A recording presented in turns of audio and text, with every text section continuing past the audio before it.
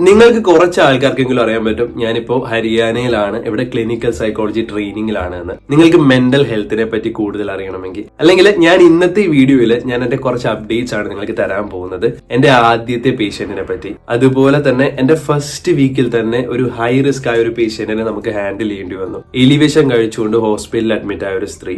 അതുപോലെ തന്നെ എന്റെ ആദ്യത്തെ പേഷ്യന്റ് എന്ന് പറയുന്നത് ഒരു 4 വയസ്സുള്ള ഒരു കുട്ടിയായിരുന്നു. ഡിലേഡ് സ്പീച്ച്, അതായത് കുട്ടി അധികം സംസാരിക്കാത്തത് കൊണ്ട് കുട്ടിയുടെ പാരന്റ്സ് ഈ കുട്ടിയെ കൊണ്ടുവരികയും പിന്നീട് ഈ കുട്ടിക്ക് ഒരു വലിയ കണ്ടീഷൻ ആണെന്ന് കണ്ടുപിടിക്കുകയും ചെയ്തതിനെ പറ്റിയും ഞാൻ നിങ്ങൾക്ക് പറഞ്ഞുതരാം. സോ മെന്റൽ ഡിസോർഡേഴ്സിനെ പറ്റി, മെന്റൽ ഹെൽത്തിനെ പറ്റി, അതുപോലെ തന്നെ ചില എന്റേതായ ഇപ്പൊ ഞാൻ ഹാൻഡിൽ ചെയ്യുന്ന കേസും കാര്യങ്ങളെ പറ്റിയൊക്കെ നിങ്ങൾക്ക് കൂടുതൽ അറിയണമെങ്കിൽ നിങ്ങൾ കമന്റ് ചെയ്യുകയാണെങ്കിൽ ഞാൻ ഇനി വരുന്ന വീഡിയോസും ഇതുപോലെ തന്നെ ക്രിയേറ്റ് ചെയ്യുന്നതായിരിക്കും. So welcome back to my channel, this is Fabin Stanley. So ആദ്യം തന്നെ ഞാൻ നിങ്ങൾക്ക് എന്നെ പറ്റി കുറച്ച് അപ്ഡേറ്റ് തരാം. നമ്മൾ ഒരുപാട് വർഷം ഒരു കാര്യം നടക്കാൻ വേണ്ടി ആഗ്രഹിച്ച് സ്വപ്നം കാണുന്നു, ആൻഡ് അത് നടന്നു കഴിയുമ്പോൾ നമുക്ക് ഉണ്ടാകുന്ന ഒരു സന്തോഷമില്ലേ. പ്രത്യേകിച്ച് ആ സ്വപ്നത്തിന് വേണ്ടി നമ്മൾ ഒരുപാട് ഹാർഡ് വർക്ക് ചെയ്തതിനു ശേഷം നമുക്കത് കിട്ടുവാണെങ്കിലോ അതേപോലത്തെ ഒരു സന്തോഷത്തിലൂടെയാണ് ആക്ച്വലി ഞാൻ കടന്നു പോകുന്നത്. കാരണം ക്ലിനിക്കൽ സൈക്കോളജിയിലേക്ക് കയറാന്നുള്ളത് കുറച്ച് വർഷങ്ങളായിട്ടുള്ള എന്റെ ഒരു ആഗ്രഹമായിരുന്നു. എന്റെ ഒരുപാട് നാളായിട്ട് എൻട്രൻസ് എക്സാം എഴുതാൻ ഞാൻ ഇങ്ങനെ ഓടി നടക്കുവാണ്. ഉറക്കമില്ലാത്ത രാത്രികൾ, ഒരുപാട് പഠിക്കേണ്ടി വന്നു. അതുപോലെ തന്നെ വീഡിയോസ് എടുക്കണം, കൗൺസിലിംഗ് എടുക്കണം, ഇതെല്ലാം കൂടി ലൈഫ് ബാലൻസ് ചെയ്യാനുള്ള കഷ്ടപ്പാടിലായിരുന്നു കുറച്ച് നാളുകൾ. പക്ഷെ ഇതിനെല്ലാം ഫലം കണ്ടു. പക്ഷെ ഞാൻ പല തവണയും എൻട്രൻസ് എക്സാമിന് പോയി. മിക്ക സ്ഥലത്തും ഇപ്പൊ ക്ലിനിക്കൽ സൈക്കോളജിയിലേക്ക് വരുമ്പോൾ പല കോളേജുകളിലെയും സീറ്റ് എന്ന് പറയുന്നത് 10-15 സീറ്റ് മാത്രമേ ഉള്ളൂ. എന്നാൽ ഈ എക്സാം എഴുതാൻ വേണ്ടി ആയിരക്കണക്കിന് ആൾക്കാർ എഴുതുന്നുണ്ട്. അപ്പോൾ സൈക്കോളജിയിലേക്ക് വരുമ്പോൾ അത്രയും കോമ്പറ്റീഷൻ ഉള്ള ഒരു ഫീൽഡാണ് ക്ലിനിക്കൽ സൈക്കോളജി എന്ന് പറയുന്നത്. അപ്പൊ അതിലേക്ക് എത്തുക എന്നുള്ളത് കുറച്ച് പാടുള്ള കാര്യമാണ്. അപ്പൊ ചില സ്ഥലത്തൊക്കെ സീറ്റ് എന്ന് പറയുന്നത് ഈ റിസർവേഷൻ വെച്ചുകൂടിയാണ്. അതുകൊണ്ട് തന്നെ പല എൻട്രൻസ് എക്സാം എഴുതിയിട്ടും എനിക്ക് സീറ്റ് കിട്ടിയില്ല. പല തവണയും നമുക്ക് ഓക്കെ മതി എന്നുള്ളൊരു ഫീലിംഗ് ഉണ്ടായെങ്കിൽ ഞാൻ നിർത്തിയില്ല, ഞാൻ കണ്ടിന്യൂ ചെയ്തു. അങ്ങനെ ഞാൻ ഹരിയാനയിൽ വന്ന് എക്സാം എഴുതി. ഇവിടെ 1000ഓളം ആൾക്കാർ എഴുതിയ എക്സാമിൽ എനിക്ക് 3ാമത്തെ സ്ഥാനം കിട്ടി. എനിക്ക് 3rd റാങ്ക് കിട്ടുകയും ഇന്ന് ഞാനിപ്പോ ഇവിടെ ഹരിയാനയിൽ SGT യൂണിവേഴ്സിറ്റിയിൽ പ്രൊഫഷണൽ ഡിപ്ലോമ ഇൻ ക്ലിനിക്കൽ സൈക്കോളജിയിലെ കാൻഡിഡേറ്റ് ആണ്. സോ എന്റെ ആദ്യത്തെ ഈ ക്ലിനിക്കൽ എക്സ്പീരിയൻസിനെ പറ്റി പറയുന്നതിന് മുമ്പ് ഞാൻ ഇവിടെ വന്നെത്തിയതിനെ പറ്റി ചെറിയൊരു അപ്ഡേറ്റ് തരാം. നിങ്ങൾക്കറിയാം, കൊച്ചിയിൽ നിന്ന് ഇവിടെ എത്തി. സത്യം പറഞ്ഞാൽ എനിക്ക് ഒരു ഐഡിയയും ഇല്ലാത്തൊരു സ്ഥലമാണ്. ഇപ്പോ ഡൽഹിക്ക് അടുത്താണ്. സോ ഡൽഹിയിലേക്ക് എത്തി, ഡൽഹിയിൽ നിന്ന് പിന്നെ ഇവിടെ എത്തുക എന്നുള്ളത്. ഇവിടെ എത്തിയതിനു ശേഷമാണ് മനസ്സിലാക്കിയത് സൗത്ത് ഇന്ത്യയിൽ നിന്ന് ഞാൻ മാത്രമേ ഉള്ളൂ. അതുപോലെ തന്നെ that was really A challenge for me. കാരണം നമ്മൾ ക്ലാസ്സിലേക്ക് വന്നു. ക്ലാസ്സിൽ എത്തിക്കഴിഞ്ഞപ്പോൾ ഞങ്ങൾ മൊത്തം 16 ആൾക്കാരാണ് ഉള്ളത്. അപ്പൊ എല്ലാവരും നോർത്ത് ഇന്ത്യൻസ് ആണ്, ഞാൻ മാത്രമാണ് സൗത്ത് ഇന്ത്യൻ. അപ്പൊ ആദ്യത്തെ ഇൻസ്ട്രക്ഷൻ എനിക്ക് കിട്ടിയെന്ന് പറഞ്ഞിട്ടുണ്ടെങ്കിൽ ഹിന്ദി പഠിക്കണം എന്നുള്ളതായിരുന്നു. കാരണം ഞങ്ങൾക്ക് ക്ലാസ്സിനേക്കാൾ കൂടുതൽ ഫുൾ ട്രെയിനിങ് ആണ്. അപ്പൊ നമ്മൾ ഫുൾ പോസ്റ്റിംഗ് എന്ന് പറയുന്നത് ഹോസ്പിറ്റലായിരിക്കും. അപ്പോൾ ഇതൊരു മൾട്ടി സ്പെഷ്യാലിറ്റി ഹോസ്പിറ്റൽ ആയതുകൊണ്ട് തന്നെ എല്ലാ ഡിപ്പാർട്ട്മെന്റിൽ നിന്നുള്ള പേഷ്യൻസിനെ നമ്മൾ കാണേണ്ടി വരും. അപ്പൊ ഇവിടുത്തെ മെജോറിറ്റി പേഷ്യൻസും ഹിന്ദി ആയിരിക്കും സംസാരിക്കാൻ പോകുന്നത്. അതുകൊണ്ട് തന്നെ നമ്മൾ ഹിന്ദി പഠിച്ചേ പറ്റുള്ളൂ. ആദ്യത്തെ ചാലഞ്ച് ആയിരുന്നു. കേരളത്തിൽ നിന്ന് വരുന്ന ഒരാൾക്ക് ഹിന്ദി പറയാന്നുള്ളത് അത്ര ഈസിയുള്ള ഒരു കാര്യമല്ല. അതുപോലെ തന്നെയാണ് എനിക്ക് കുറച്ച് ഹിന്ദി ഏകദേശം അറിയായിരുന്നു, എന്നാലും നല്ലോണം മനസ്സിലാകുമെങ്കിലും തിരിച്ചു പറയാന്നുള്ളത് ഒരു വലിയ ചാലഞ്ചാണ്. ഇപ്പൊ ഞാൻ ഇവിടെ വന്നിട്ട് 1 മാസമായി. ഏകദേശം അത്യാവശ്യം നല്ലോണം ഹാൻഡിൽ ചെയ്യാൻ ഞാൻ പഠിച്ചു കഴിഞ്ഞു. ബിക്കോസ് ഇപ്പൊ നമ്മൾ പേഷ്യൻസിനെ കാണുന്നുണ്ട്, എനിക്ക് ഹിന്ദി എല്ലാം നല്ലോണം മനസ്സിലാകുന്നുണ്ട്. ബട്ട് തിരിച്ചു പറയാനുള്ള ബുദ്ധിമുട്ടുണ്ട്, എന്നാൽ പോലും പഠിച്ചു വന്നിട്ടിരിക്കുന്നു. അതൊരു വലിയ ചാലഞ്ചാണ്. പിന്നെ ഇവിടെ വന്നപ്പോൾ ആദ്യത്തെ ഒരു വലിയ ചാലഞ്ച് എന്ന് പറഞ്ഞിട്ടുണ്ടെങ്കിൽ താമസിക്കാൻ ഒരു സ്ഥലമില്ല. കാരണം പെട്ടെന്നായിരുന്നു എൻട്രൻസ് എക്സാം കഴിഞ്ഞു, അധിക സമയം ഒരു തന്നില്ല ഇങ്ങോട്ടേക്ക് ഷിഫ്റ്റ് ചെയ്യാനുള്ളത്. ഒരാഴ്ച പോലും ഉണ്ടായിരുന്നില്ല. എനിക്ക് തോന്നുന്നു ഏകദേശം 5 ദിവസം മുമ്പും കണ്ടാണ് ഇവർ ആക്ച്വലി പറയുന്നത് ക്ലാസ് ഇത്രാം തീയതി തുടങ്ങും എന്നുള്ളതാണ്. കാരണം എല്ലാവരും ഏകദേശം നോർത്ത് ഇന്ത്യ ആയതുകൊണ്ട് തന്നെ അവർക്ക് അത്ര കുഴപ്പമുണ്ടാവില്ലായിരുന്നു. സോ എനിക്ക് ഈ 5 ദിവസം എന്ന് പറയുന്നത് പെട്ടെന്ന് ഷോക്കാണ്. സോ എല്ലാം ഓടിപ്പടച്ച് വന്ന് ഇവിടെ വരേണ്ടി വന്നു. ഇവിടെ വന്നതിന് ശേഷം താമസിക്കാൻ ഒരു സ്ഥലമില്ല. അപ്പോൾ എല്ലാ ലഗേജും കൊണ്ട് ഇവിടെ അടുത്തൊന്നും താമസിക്കാൻ ഒരു റൂം പോലും കാണുന്നുണ്ടായിരുന്നില്ല. അപ്പൊ എന്റെ യൂണിവേഴ്സിറ്റിയിൽ നിന്ന് 1 മണിക്കൂർ ദൂരെയുള്ള സ്ഥലത്തായിരുന്നു ഞാൻ സ്റ്റേ ചെയ്തുകൊണ്ടിരുന്നത്. അപ്പൊ എല്ലാ ദിവസവും അങ്ങോട്ടും ഇങ്ങോട്ട് ഷിഫ്റ്റ് ചെയ്യുക. ഒടുവിൽ ഞാൻ എന്റെ ബാഗും കാര്യങ്ങളും ക്ലാസ്സിലുള്ള ഒരാൾക്ക് പരിചയപ്പെട്ടു, അവരുടെ അവിടെ വെച്ചു. വേണ്ട സാധനങ്ങൾ മാത്രം എടുത്തിട്ട് ഏകദേശം ഒരാഴ്ച ഒരു 10 ദിവസം കണ്ടും ഞാൻ പല സ്ഥലങ്ങളിൽ ഇങ്ങനെ റൂം മാറി മാറി താമസിക്കേണ്ടി വന്നു. ഈ സ്ഥലമായിട്ട് ഒരു പരിചയമില്ല. അപ്പൊ ഇങ്ങനെ കണ്ടുപിടിച്ച് നടക്കേണ്ടി വന്നു. എന്റെ ബാച്ച്മേറ്റിലെ ആൾക്കാരൊക്കെ ഭയങ്കര ഹെൽപ്ഫുൾ ആയിരുന്നു. ഞാൻ പ്രത്യേകിച്ച് സൗത്ത് ഇന്ത്യ ആയതുകൊണ്ട് തന്നെ അവരെന്നെ കുറെ ഹെൽപ്പ് ചെയ്തു. അവരുടെ ഹെൽപ്പ് കാരണം എനിക്ക് പെട്ടെന്ന് തന്നെ ഇവിടെ താമസിക്കാൻ ഒരു സ്ഥലം കിട്ടി. അതാണ് നമുക്ക് ഏറ്റവും സമാധാനം തരുന്ന ഒരു കാര്യം. സോ ആ ഒരു ചാലഞ്ച് അവിടെ കഴിഞ്ഞു. പിന്നെ ഞാൻ ഈ താമസിക്കുന്ന സ്ഥലം എന്ന് പറയുന്നത് ഭയങ്കര എക്സ്പെൻസീവ് ആയിട്ടുള്ള ഒരു സ്ഥലവുമാണ്. അതിന്റേതായ ബുദ്ധിമുട്ടുകളും ആക്ച്വലി ഉണ്ട്. താമസിക്കാൻ സ്ഥലമായി കഴിയുമ്പോൾ പിന്നെ ഫുഡും കാര്യങ്ങളും അതും വളരെ ബുദ്ധിമുട്ടുള്ള ഒരു കാര്യമായിരുന്നു. കാരണം നമ്മുടെ നാട്ടിലുള്ള ഭക്ഷണം കഴിച്ച് ഇവിടുത്തെ ഭക്ഷണത്തിൽ ഡിഫറൻസ് ഉണ്ട്. ബട്ട് ഐ തിങ്ക് എനിക്ക് പെട്ടെന്ന് അഡാപ്റ്റ് ചെയ്യാൻ പറ്റി.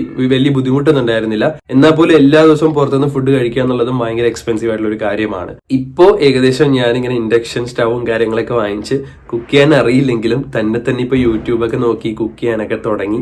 അപ്പൊ ലൈഫ് ഭയങ്കര ഡിഫറെന്റ് ആയിട്ട് തുടങ്ങുവാണ്. കാരണം ഒറ്റയ്ക്കുള്ള ഒരു ജീവിതം തുടങ്ങി. അതുപോലെ തന്നെ ലൈഫ് ഫുള്ളി ഹോസ്പിറ്റലിലായിരിക്കും. പിന്നെ ഞാൻ തിരിച്ചു വരുന്നു, വീഡിയോ ചെയ്യുന്നു, കൗൺസിലിംഗ് ചെയ്യുന്നു. അപ്പൊ അങ്ങനത്തെ ഒരു ലൈഫായി മാറി. ബട്ട് ചില സമയത്തൊക്കെ ഇറ്റ്സ് വെരി സ്ട്രെസ്ഫുൾ. ചില സമയത്തല്ല, മിക്കപ്പോഴും എല്ലാ ദിവസവും ഇറ്റ്സ് വെരി സ്ട്രെസ്ഫുൾ. കാരണം നമ്മൾ പേഷ്യൻസിനൊക്കെ കാണുമ്പോൾ നമ്മൾ ഒരുപാട് റിപ്പോർട്ടും കാര്യങ്ങളും എഴുതണം, നമുക്ക് പ്രൊജക്റ്റും കാര്യങ്ങളും, അങ്ങനെ ഒരുപാട് കാര്യങ്ങളുണ്ട്. സോ ഇതൊക്കെ ചെയ്യുന്ന സമയത്ത് വളരെ സ്ട്രെസ്ഫുൾ ആണെങ്കിൽ ഞാൻ എപ്പോഴും ഓർക്കും, ഞാൻ ഏറ്റവും കൂടുതൽ സ്വപ്നം കണ്ട ഒരു സ്ഥലത്താണ് ഞാൻ ഇവിടെ നിൽക്കുന്നത്. ആൻഡ് സൂൺ ഞാൻ ഈ ക്ലിനിക്കൽ സൈക്കോളജി എന്നുള്ള ഫീൽഡിലേക്ക് എത്തും. Soon I will be A clinical psychologist. ആ ഒരു സംഭവത്തിലേക്ക് എത്തുമ്പോൾ എന്റെ എല്ലാ വിഷമങ്ങളും പെട്ടെന്ന് പോവുകയും ചെയ്യും. ഇനി ഞാൻ എന്റെ ആദ്യത്തെ പേഷ്യന്റിനെ പറ്റി പറയാം. സോ ഞാനിവിടെ വന്ന് ഏകദേശം ഫസ്റ്റ് വീക്ക് ആയപ്പോൾ തന്നെ നമ്മൾക്ക് ആദ്യത്തെ ഒരു പേഷ്യന്റിനെ കിട്ടി. അപ്പോൾ എന്റെ റോൾ നമ്പർ 2 ആയിരുന്നു. അതുകൊണ്ട് എനിക്ക് പെട്ടെന്ന് കിട്ടി. അപ്പോൾ പെട്ടെന്ന് എനിക്കൊരു മെസ്സേജ് വന്നു, Fabin please come to OPD, new patient is here. അപ്പോ ഞാൻ അവിടെ ചെന്നു. അപ്പൊ 2 പാരന്റ്സ് ആൻഡ് ഒരു 4 വയസ്സുള്ള ഒരു കുട്ടിയും കൊണ്ടാ വന്നേ. ഈ കുട്ടി വളരെ റെസ്റ്റ്ലെസ് ആയിരുന്നു. അങ്ങോട്ടും ഇങ്ങോട്ടും ഓടി നടക്കുന്നു. നമ്മൾ പേര് വിളിക്കുന്ന സമയത്ത് ഈ കുട്ടി റെസ്പോണ്ട് ചെയ്യുന്നില്ല. അതുപോലെ തന്നെ പ്രത്യേകിച്ച് ഈ കുട്ടി ഒന്നും സംസാരിക്കുന്നില്ല, നമുക്ക് ഐ കോണ്ടാക്ട് തരുന്നില്ല. ഈവൻ വീട്ടുകാരോട് പോലും ആ ഒരു കമ്മ്യൂണിക്കേഷൻ ഉണ്ടായിരുന്നില്ല. അപ്പൊ വീട്ടുകാർ ശരിക്കും ഓഡിയോളജി ഡിപ്പാർട്ട്മെന്റിൽ പോയിട്ട് ലൈക്ക് സ്പീച്ച് തെറപ്പി എടുക്കുമായിരുന്നു. കാരണം കുട്ടി ഡിലേഡ് സ്പീച്ച് ആണ്, സംസാരിക്കാൻ കുറെ വൈകി. അപ്പോ ഈ ഡിലേഡ് സ്പീച്ചിന്റെ അവിടെ നിന്ന് ഓഡിയോളജിയിൽ നിന്നാണ് ക്ലിനിക്കൽ സൈക്കോളജിയിലേക്ക് റെഫർ ചെയ്യുന്നത്. സോ നമ്മൾ ആദ്യം ചെയ്തതെന്ന് പറഞ്ഞിട്ടുണ്ടെങ്കിൽ ഓട്ടിസം ടെസ്റ്റ് ചെയ്യുക എന്നുള്ളതായിരുന്നു. കാരണം ഈ കുട്ടിയുടെ സിംറ്റംസും കുറെ കാര്യങ്ങളൊക്കെ നോക്കിയപ്പോൾ ഓട്ടിസത്തിന്റെ സിംറ്റംസ് കാണിക്കുന്നുണ്ടായിരുന്നു. നിങ്ങൾക്ക് ഈ ഓട്ടിസത്തെ പറ്റി, ADHD പറ്റിയൊക്കെ എന്തെങ്കിലും ഡൗട്ടും കാര്യങ്ങളും ഉണ്ട്, അല്ലെങ്കിൽ ഇതിനെപ്പറ്റി കൂടുതൽ അറിയണമെങ്കിൽ ഞാൻ വേറൊരു ദിവസം വീഡിയോയിൽ ക്ലിയർ ആയിട്ട് പറഞ്ഞുതരാം. ഇപ്പൊ ഞാൻ ഇവിടെ നടന്ന സംഭവം മാത്രമേ എക്സ്പ്ലെയിൻ ചെയ്യുന്നുള്ളൂ. അപ്പൊ ഓട്ടിസം ടെസ്റ്റ് ചെയ്യാൻ വേണ്ടി നമ്മൾ ചെയ്യുന്ന ഒരു ടെസ്റ്റ് ഉണ്ട്.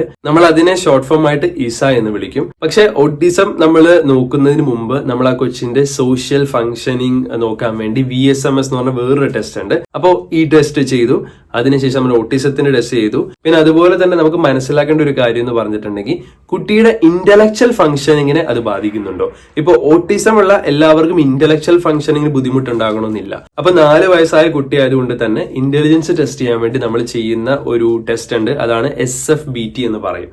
ഇത് ഒരു ബോക്സ് ഉണ്ടാവും. ആ ബോക്സിൽ കുറച്ച് ബ്ലോക്സ് ഉണ്ടാവും. അപ്പൊ അത് വെച്ചിട്ട് കുട്ടി എത്ര ടൈം കൊണ്ട് അത് കറക്റ്റ് ആയിട്ട് വെക്കുന്നു എന്നുള്ളതാണ് നമ്മൾ ടെസ്റ്റ് ചെയ്യുന്നത്. അത് വെച്ച് കുട്ടി എങ്ങനെ വെക്കുന്നു, ടൈമും കാര്യങ്ങളെല്ലാം നോട്ട് ചെയ്തിട്ടാണ് നമ്മൾ കുട്ടിയുടെ ഇന്റലിജൻസ് ടെസ്റ്റ് ചെയ്യുന്നത്. സോ അത് വെച്ച് നോക്കുമ്പോൾ കുട്ടിക്ക് ആവറേജ്, അതായത് വയസ്സിനനുസരിച്ചിട്ടുള്ള ഇന്റലിജൻസ് ഉണ്ട്. എന്നാൽ ഓട്ടിസത്തിന്റെ ടെസ്റ്റിൽ ഈ കുട്ടിക്ക് മോഡറേറ്റ് ഓട്ടിസം ആണ് കാണിച്ചത്. സോ വീട്ടുകാർക്ക് ഇത് ഓട്ടിസം ആണെന്ന് അറിയില്ലായിരുന്നു. വീട്ടുകാർ ശരിക്കും വിചാരിച്ചിരുന്നത് കുട്ടിക്ക് സംസാരിക്കാൻ പറ്റുന്നില്ല എന്നുള്ള രീതിയിലാണ് കൊണ്ടുവന്നത്. അപ്പൊ നമ്മൾ ആദ്യത്തെ ഫുൾ സെഷനിൽ നമ്മൾ ടെസ്റ്റും കാര്യങ്ങളും മാത്രമേ നടത്തിയുള്ളൂ. പിന്നെ നമ്മൾ അവരെ നെക്സ്റ്റ് വീക്കിൽ സെഷൻ വിളിപ്പിച്ചു. നെക്സ്റ്റ് വീക്ക് അവർ വന്നപ്പോൾ നമ്മൾ ടെസ്റ്റും കാര്യങ്ങളുടെ റിസൾട്ട് എല്ലാം റെഡിയാക്കി ആയിരുന്നു. അന്ന് നമ്മൾ ഇവർക്ക് ഓട്ടിസം എന്താണ്, കുട്ടിക്ക് ഓട്ടിസം ആണെന്നുള്ള കാര്യം വീട്ടുകാരെ അറിയിച്ചു. സോ ഈ കുട്ടിയുടെ അമ്മയ്ക്ക് ചെറിയൊരു ധാരണ ഉണ്ടായിരുന്നു. അമ്മ നേരത്തെ ഇതിനെപ്പറ്റി ആരോടൊക്കെ അന്വേഷിച്ചതുകൊണ്ട് അമ്മയ്ക്ക് ഒരു ഡൗട്ട് ഉണ്ടായിരുന്നു ഓട്ടിസം ആണോ അല്ലയോ എന്ന്. ബട്ട് സ്റ്റിൽ കുട്ടിക്ക് ഓട്ടിസം ആണെന്ന് അറിഞ്ഞപ്പോ അപ്പന്റെയും അമ്മയുടെയും മുഖത്തുണ്ടായിരുന്ന ഒരു ഡിഫറൻസ്. കാരണം this is not very easy. കാരണം പാരന്റ്സിന്റെ റെസ്പോൺസിബിലിറ്റി വളരെ ഹൈ ആയിരിക്കും. ഇവര് വളരെ ദൂരത്തു നിന്നാണ് ആക്ച്വലി നമ്മളുടെ ഹോസ്പിറ്റലിലേക്ക് വരുന്നത് തന്നെ. ഏകദേശം 1.5-2 മണിക്കൂർ ദൂരത്തു നിന്നാണ് അവർ വരുന്നത്. ആൻഡ് എല്ലാ ആഴ്ചയും അവർ ആക്ച്വലി സ്പീച്ച് തെറപ്പിക്ക് വേണ്ടി വരണം, ക്ലിനിക്കൽ സൈക്കോളജിയിൽ ബിഹേവിയറൽ തെറപ്പിക്ക് വേണ്ടി വരണം. അങ്ങനെ കുട്ടി ട്രെയിൻ ചെയ്യാൻ വേണ്ടി ഒരുപാട് കാര്യങ്ങളിൽ പാരന്റ്സ് ഇൻവോൾവ് ആകേണ്ടി വരും. And that is something really really hard. So second സെഷനിൽ നമ്മൾ അവരെ എഡ്യൂക്കേറ്റ് ചെയ്തു. സോ അതുപോലെ തന്നെ നമ്മൾ സ്റ്റാർട്ട് ചെയ്യുന്നത് ബിഹേവിയറൽ ഇന്റർവെൻഷൻ ആണ്. അതായത് കുട്ടിയുടെ ബിഹേവിയറിൽ ചില ചേഞ്ചസ് വരുത്താൻ വേണ്ടി ആദ്യം തന്നെ നമ്മൾ മെയിൻ ആയിട്ട് വർക്ക് ചെയ്തത് കുട്ടിയെ ഐ കോണ്ടാക്ട് പഠിപ്പിക്കുക എന്നുള്ളതാണ്. സ്പീച്ചിന്റെ കാര്യങ്ങളെല്ലാം സ്പീച്ച് തെറപ്പിയിൽ നടക്കുന്നുണ്ടാവും. അപ്പോ ഈ കുട്ടി നമ്മൾ ശ്രദ്ധിക്കുമ്പോൾ പേര് വിളിക്കുമ്പോൾ കുട്ടി റെസ്പോണ്ട് ചെയ്യില്ല.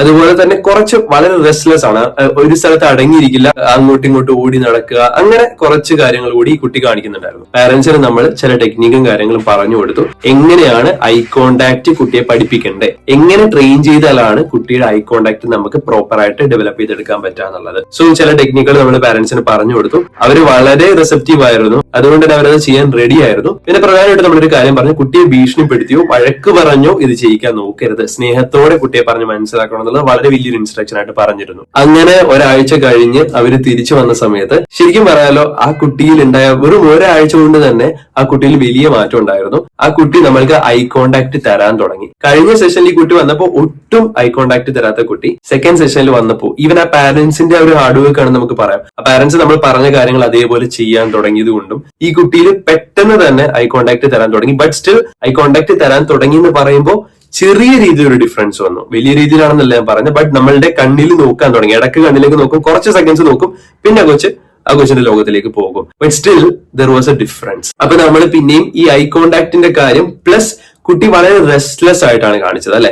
അപ്പോൾ കൊച്ച് അടങ്ങി ഇരിക്കാനുള്ള കുറച്ച് കാര്യങ്ങൾ കൂടി നമ്മൾ പറഞ്ഞു കൊടുക്കേണ്ടി വന്നു. അപ്പോൾ അതിനു വേണ്ടിയുള്ള ബിഹേവിയറൽ ടെക്നിക്സ് ആണ് നമ്മൾ അടുത്ത സെഷനിൽ പഠിപ്പിച്ചു കൊടുത്തത്. അതിൽ പ്രധാനമായിട്ടും അമ്മ പറഞ്ഞൊരു കാര്യമുണ്ട്, കുട്ടിക്ക് വെള്ളത്തിൽ കളിക്കുക എന്നുള്ളത് വളരെ ഇഷ്ടമുള്ളൊരു കാര്യമാണ്. അപ്പൊ നമ്മൾ ആ വെള്ളം വെച്ചുകൊണ്ട് തന്നെ കുട്ടിയെ വെള്ളത്തിൽ കളിക്കാൻ അനുവദിക്കുക. അതുപോലെ തന്നെ അത് വെച്ചിട്ടുള്ള പല ടെക്നിക്കുകളും കാര്യങ്ങളും നമ്മൾ അവർക്ക് ട്രെയിൻ ചെയ്തു കൊടുത്തു. ഇങ്ങനെ കാര്യങ്ങളൊക്കെ ചെയ്യുക എന്ന് പറഞ്ഞു. അങ്ങനെ ആ ആഴ്ചയും കഴിഞ്ഞ് പിറ്റേ ആഴ്ച അവർ വന്നപ്പോൾ ആ കുട്ടിയുടെ ഐ കോണ്ടാക്ടിൽ പിന്നെയും വളരെ ഇമ്പ്രൂവ്മെന്റ് ഉണ്ടായിരുന്നു. പിന്നെ ആ കുട്ടിയുടെ റെസ്റ്റ്ലെസ്നെസ്, അതായത് ഇങ്ങനെ ഓടി നടക്കുന്നതിലും കുറച്ച് മാറ്റങ്ങൾ വന്നു. ഇതിപ്പോ 5ാമത്തെ സെഷൻ വരെ കഴിഞ്ഞു. 4ാമത്തെ സെഷനിലെത്തിയപ്പോൾ ആ കുട്ടിക്ക് പിന്നെയും മാറ്റം ഉണ്ടായി.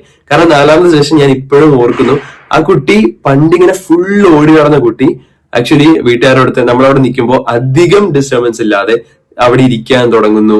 അതുപോലെ തന്നെ നമ്മളെ നോക്കുന്നു, ചിരിക്കുന്നു, നമുക്ക് ഐ കോണ്ടാക്ട് തരുന്നു. സോ വെറും 4 സെഷനിൽ തന്നെ ആ കുട്ടിക്ക് ഒരുപാട് മാറ്റങ്ങൾ വരാൻ തുടങ്ങിയത് നമ്മൾ കണ്ടു. ഇവിടെ മനസ്സിലാക്കേണ്ട ഒരു കാര്യമുണ്ട്.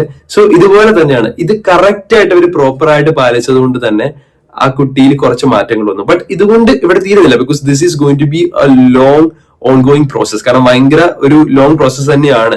ഈ ഒരു കാര്യത്തിൽ നിന്ന് ഞാൻ നിങ്ങളോട് പ്രധാനമായിട്ട് പറയാൻ ഉദ്ദേശിക്കുന്ന ഒരു കാര്യം കൂടി ഉണ്ട്. പല ആൾക്കാരും ഇപ്പൊ കൗൺസിലിംഗ് ആയിക്കോട്ടെ, സൈക്കോ തെറപ്പി ആയിക്കോട്ടെ, തെറപ്പിക്കൊക്കെ പോകുമ്പോൾ പല ആൾക്കാരും പറയും അവിടെ പ്രത്യേകിച്ച് നമ്മളൊന്നും ചെയ്യുന്നില്ല, നമ്മൾ സംസാരിക്കുന്നു, അവരെന്തൊക്കെയോ ടാസ്ക് തരുന്നു എന്നുള്ളതൊക്കെ. നിങ്ങൾ എപ്പോഴും മനസ്സിലാക്കുക, തെറപ്പി എപ്പോഴും ഒരു സ്ലോ പ്രോസസ് തന്നെ ആയിരിക്കും. കാരണം ഒറ്റയടിക്ക് മാറ്റാനുള്ള ഒരു മാജിക് തെറപ്പിയിൽ ആക്ച്വലി ഇല്ല. പക്ഷെ തെറപ്പിയിൽ നിങ്ങളുടെ തെറപ്പിസ്റ്റ് തരുന്ന ഹോംവർക്ക് അല്ലെങ്കിൽ ടാസ്കുകൾ അത് നിങ്ങൾ കൃത്യമായിട്ട് മേ ബി സെയിം വളരെ റിലീജിയസ് ആയിട്ട് നിങ്ങൾ ചെയ്യാൻ ശ്രമിക്കുകയാണെങ്കിൽ നിങ്ങൾ പെട്ടെന്ന് മാറ്റം കണ്ടു തുടങ്ങും. ആൻഡ് ഈ കുട്ടിയുടെ കാര്യത്തിലേക്ക് വരുമ്പോൾ ഞാൻ കണ്ടിരുന്നു ആ കറക്റ്റ് പ്രോസസ് ഞാൻ ആക്ച്വലി കണ്ടിരുന്നു. വെറും 4 സെഷൻ കൊണ്ട് തന്നെ ആ കുട്ടിക്ക് ഒരുപാട് മാറ്റങ്ങൾ ഉണ്ടായിരുന്നു. പിന്നീട് എനിക്ക് വന്ന 2ാമത്തെ കേസായിരുന്നു ഞാൻ പറഞ്ഞത്, എലിവിഷൻ കഴിച്ചു വന്ന ഒരു സ്ത്രീ എന്ന് പറയുന്നത്. ഇവർ ആക്ച്വലി ഇവരുടെ ഫാമിലിയിൽ വളരെ പ്രോബ്ലംസും കാര്യങ്ങളും ഉണ്ടായി. ഇവരുടെ ഹസ്ബൻഡ് വളരെ അബ്യൂസീവ് ആണ്. കുറെ വർഷങ്ങളായിട്ട് അവർ ഹസ്ബൻഡോട് ജീവിക്കുകയാണ്. ബട്ട് കുറെ കടവും കാര്യങ്ങളെല്ലാം വന്നിട്ട് ഗതി കെട്ട് അവസാനം ഇവര് എലിവേഷം എടുത്ത് കഴിക്കുകയും ഹോസ്പിറ്റലിൽ അഡ്മിറ്റ് ആവുകയും ചെയ്തു. അന്ന് തന്നെ ആക്ച്വലി നമ്മൾ ഇവരെ കണ്ടു, സംസാരിച്ചു, ഇവരുടെ കാര്യങ്ങളെല്ലാം കേട്ടു. Because there was nobody to listen to her. ആരും പുള്ളിക്കാരത്തെ സപ്പോർട്ട് ചെയ്യാൻ ഉണ്ടായിരുന്നില്ല, പുള്ളിക്കാരത്തെ കേൾക്കാൻ ആരും ഉണ്ടായിരുന്നില്ല. And we listen to her. അതാണ് നമ്മൾ ആദ്യം ചെയ്തത്.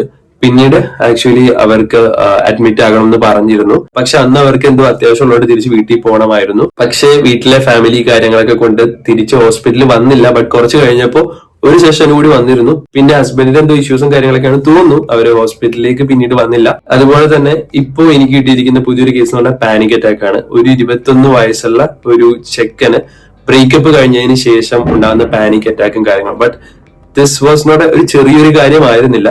കാരണം ഈ 21 വയസ്സുള്ള ചെക്കൻ ആക്ച്വലി നേരത്തെ പാനിക് അറ്റാക്ക് വന്നിട്ട് ഒട്ടും കൺട്രോൾ ചെയ്യാൻ പറ്റാത്ത പാനിക് അറ്റാക്ക് വന്നിട്ട് ഒരു 10 ദിവസം സൈക്കാട്രിക് വാർഡിൽ IPD അഡ്മിറ്റഡ് ആയിരുന്നു. പിന്നീട് 3 മാസത്തേക്ക് അപ്പോൾ തെറപ്പിക്ക് ഇങ്ങനെ കണ്ടിന്യൂസ് ആയിട്ട് വന്നെങ്കിലും ഈ പാനിക് അറ്റാക്ക് കുറഞ്ഞു കഴിഞ്ഞപ്പോൾ തെറപ്പി നിർത്തി. അതിനുശേഷം ഇപ്പൊ 3 മാസം കഴിഞ്ഞപ്പോൾ പിന്നെയും നമ്മുടെ അടുത്തേക്ക് തെറപ്പി സെഷന് വരുന്നുണ്ട്. ഇവിടെ നിങ്ങൾ മനസ്സിലാക്കേണ്ട ഒരു കാര്യമുണ്ട്. പലപ്പോഴും നമ്മൾ തെറപ്പിക്കൊക്കെ പോകുന്ന സമയത്ത് നമ്മൾ ഈ സിംറ്റം കുറഞ്ഞു കഴിയുമ്പോൾ തന്നെ തെറപ്പി നിർത്തും.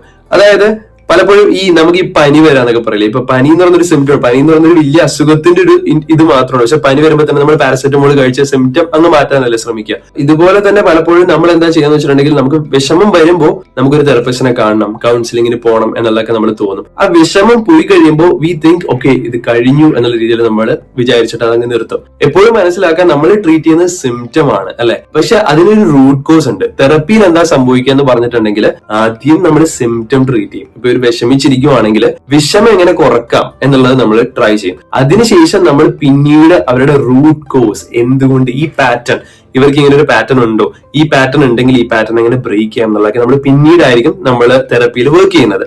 പക്ഷെ പലപ്പോഴും ആൾക്കാർ ഈ സിംറ്റം കുറഞ്ഞു കഴിയുമ്പോൾ തന്നെ തെറപ്പിയിൽ പോകുന്നത് നിർത്തും. പിന്നീട് എന്താ പറ്റുക, 3-4 മാസം കഴിയുമ്പോൾ ഈ പാറ്റേൺ പിന്നെയും കണ്ടിന്യൂ ആവും. അപ്പൊ അവർ പിന്നെയും തെറപ്പിക്ക് വരും. പക്ഷെ എപ്പോഴും മനസ്സിലാക്കുക, തെറപ്പി എന്ന് പറയുമ്പോൾ even though it takes time, that will definitely heal you if you take it seriously. So വിഷമുള്ള സമയത്ത് മാത്രമല്ല തെറപ്പിക്ക് പോകേണ്ടത്, വിഷമം മാറിക്കഴിഞ്ഞിട്ട് വാട്ട് ഈസ് യുവർ പാറ്റേൺ, അതിന്റെ റൂട്ട് കോസ് എന്താണ്, അത് മൊത്തം നിങ്ങൾ ഹീൽ ചെയ്യുകയാണെങ്കിൽ ലൈഫിൽ പിന്നീട് അങ്ങനത്തെ ഒരു എക്സ്പീരിയൻസ് നിങ്ങൾക്ക് വരാതിരിക്കും. അല്ലെങ്കിൽ എന്താ പറ്റുമെന്ന് പറഞ്ഞാൽ എന്റെ ലൈഫിൽ മാത്രം എന്താ എപ്പോഴും ഇങ്ങനെയെന്നുള്ള ചിന്തയായിട്ട് നമ്മൾ ജീവിക്കേണ്ടി വരും. കാരണം നമ്മുടെ ലൈഫിൽ എപ്പോഴും ഒരേ രീതിയിൽ പാറ്റേൺ പോകുന്നത് നിങ്ങൾക്ക് കാണാൻ പറ്റും. സോ നിങ്ങൾ വളരെ വിഷമിച്ചിരിക്കുന്ന സമയത്ത് മാത്രമാണ് തെറപ്പിക്ക് പോകണം എന്നുള്ളതല്ല. ലൈഫിൽ എന്തെങ്കിലും പാറ്റേൺ ഉണ്ട് അല്ലെങ്കിൽ വിഷമത്തിന് നിങ്ങൾ പോയി അതിനുശേഷം കണ്ടിന്യൂ ചെയ്യുക തെറപ്പി. നിങ്ങളെ തെറപ്പിസ്റ്റ് പറയുന്ന അത്ര സെഷൻ നിങ്ങൾ പോവുക എന്നുള്ളതാണ്. അപ്പോ പലപ്പോഴും പല ആൾക്കാരും വിചാരിക്കുന്നത് ഇനിയിപ്പോ പ്രത്യേകിച്ച് ഒന്നും മാറ്റാനില്ലല്ലോ എന്ന് ചിന്തിക്കുന്നുണ്ടാണ് ഈ പ്രശ്നം ഉണ്ടാകുന്നത്. Always understand that will heal you. എനിക്ക് തോന്നുന്നു ഞാനിന്ന് കുറെ കാര്യങ്ങൾ സംസാരിച്ചു പോയി. ഞാനിപ്പോ ഇന്ന് ഇത്രയും മാത്രമേ പറയുന്നുള്ളൂ. ഈ വീഡിയോ നിങ്ങൾക്ക് എന്തെങ്കിലും രീതിയിൽ ഹെൽപ്ഫുൾ ആയി എന്ന് ഞാൻ വിശ്വസിക്കുന്നു. അല്ലെങ്കിൽ ജസ്റ്റ് ഞാനിതൊരു അപ്ഡേറ്റ് പറഞ്ഞു എന്നേ ഉള്ളൂ. നിങ്ങൾക്ക് ഇതിനെപ്പറ്റി കൂടുതൽ അറിയണം എന്നുണ്ടെങ്കിൽ നിങ്ങൾ കമന്റ് ചെയ്താൽ മതി. അപ്പൊ ഞാൻ അതനുസരിച്ച് വീഡിയോ ചെയ്യുന്നതായിരിക്കും. നമുക്ക് അടുത്ത വീഡിയോയിൽ കാണാം. അതുവരെ bye. Thank you so much.